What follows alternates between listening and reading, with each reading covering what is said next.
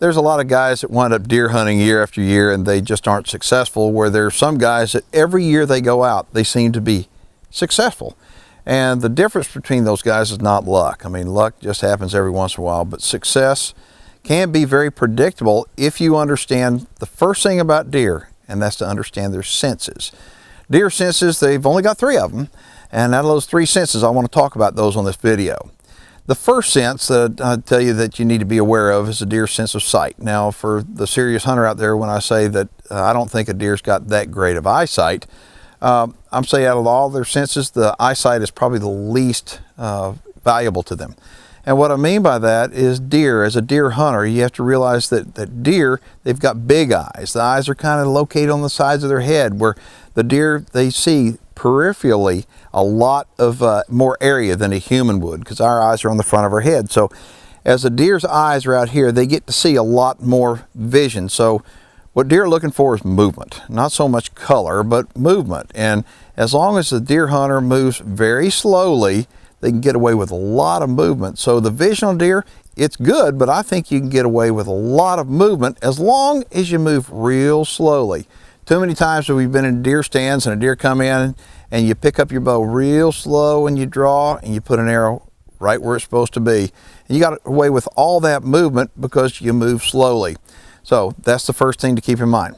The next thing, the sense of hearing. A deer has got incredible ears. I mean, the ears are long, and when you're looking at deer, you can tell if they're really paying attention to what they're hearing or not, because their ears will perk up and go forward. They'll look, and it's interesting to watch deer's body language. And so as you pay attention to their hearing, what I like to do is I like to hunt in areas where I can get away with maybe making some noise, whether you've got a highway or maybe you've got some wind blowing, maybe you're hunting next to a creek or a brook that makes some noise. Those are areas that will camouflage the human noise. So we've covered the sight, we've covered the sound, and now what we're going to talk about is the most important sense to a deer, and he absolutely makes a living on his nose.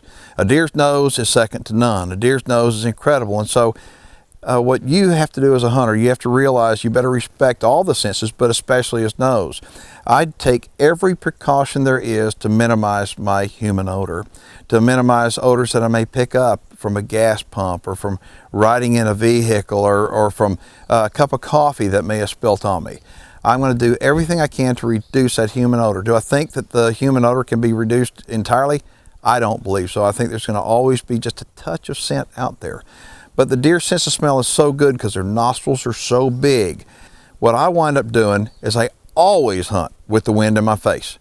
If I go to a stand or going to go to a stand, the wind is not in my face, I will not hunt it, because the deer, no matter what you do, no matter what I do, it seems like the deer always wins. So the deer senses, you've got the hearing and you've got the vision, but then you've got the nose. And if I were to take those 3 in that order, I'd wind up taking the nose and saying that is absolutely the #1 defense that a whitetail deer has against you.